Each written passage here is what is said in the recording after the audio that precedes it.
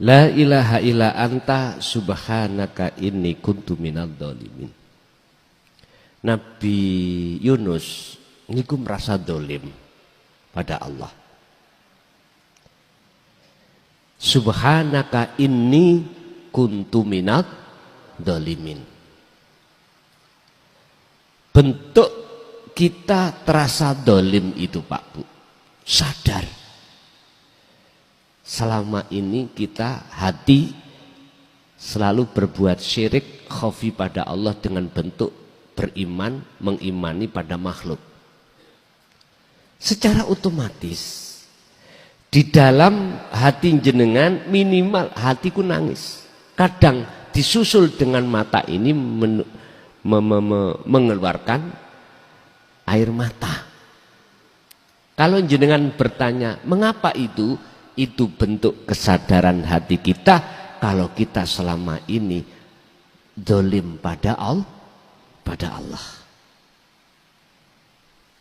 Itu memang bentuk kesadaran nafsu lawamah dalam diri kita, sehingga mutmainah ada etika untuk kembali kepada Allah. Irji'i ila rabbiki radiyatan mardiyah. Otomatis akhirnya dalam hati jenengan terasa bahwasanya Allah itu dekat, sudah tidak jauh lagi. Pun niku Bu, prosesnya kita sebelum kita merasa Allah itu dekat, memang seperti itu kita selama ini jujur hati berdolim pada Allah. Yang kedua, apa sih kholwat itu? Apakah harus dilakukan ketika saat jasmani ini tidak mengandung hadas saja? Bon. Ayo ditarkib, ayo didefinisino kholwat itu apa? Wa may yakfur bittauhid, sing sapa wonge barang siapa meninggalkan hatinya selain Allah, maka wayu mimbillah, mereka akan bertemu Allah. Itulah kholwat.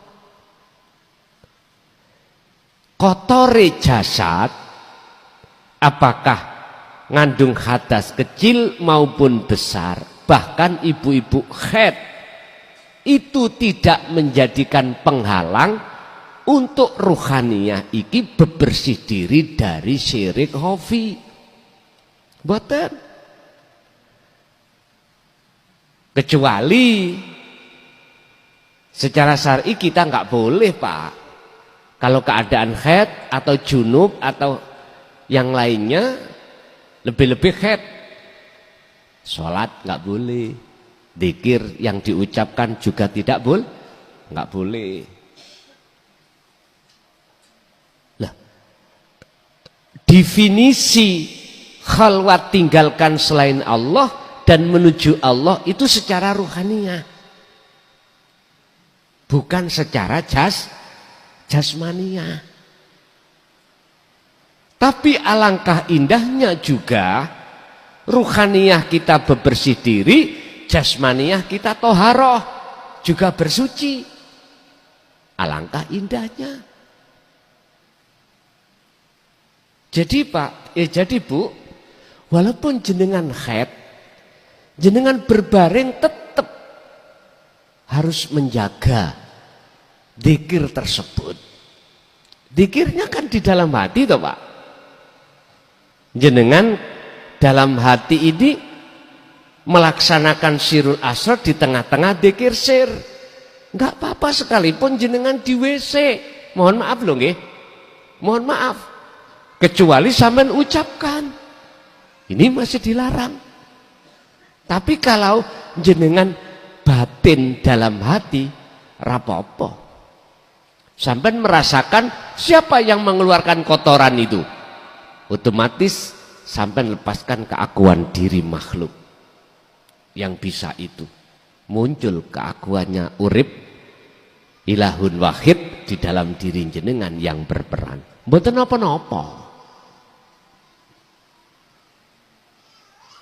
Jadi tolong khalwat itu jangan dimaknani secara syariat saja, sampean juga memaknani secara hakikat. Kalau secara syariat ya otomatis khalwat itu tinggalkan keramaian dengan manusia. Berarti jenengan iki tidak gembul cara mungguh menungso ning kamar dewi dan sebagainya. Nek seperti itu ya nggak bisa Pak kita, nggak bisa. Terus bagaimana ketika kita itu posisi kerja, masa kita tinggalkan? Terus dampaknya bagaimana kalau kita tidak masuk kerja? Ada SP1, SP2, SP3, PHK. Akhirnya gak tambah ruwet. Bagaimana anak istri, bagaimana suami? Ternyata khalwat itu bisa dilakukan di tempat sunyi ataupun di tempat ramai. Intine menemui Allah. Modale sirul asrar cukup sudah. Ngoten Bu. Hal itu jalankanlah sesuai dengan kemampuan panjenengan masing-masing.